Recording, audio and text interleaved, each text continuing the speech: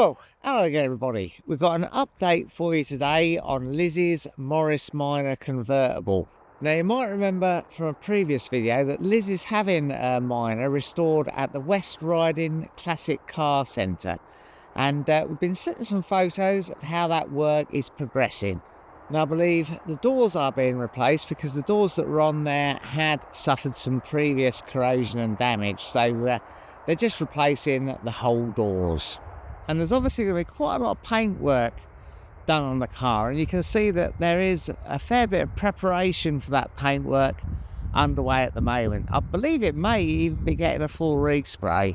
The rear wings wheel arches have been taken off the car, and there has been, by the look of it, some underbody treatment going on.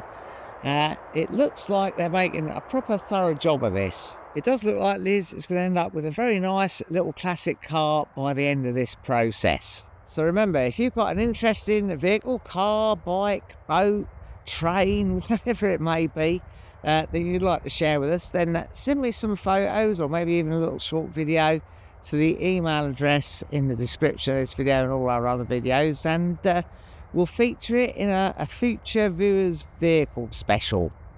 That's all for me from the moment, and we'll see you very soon with another video.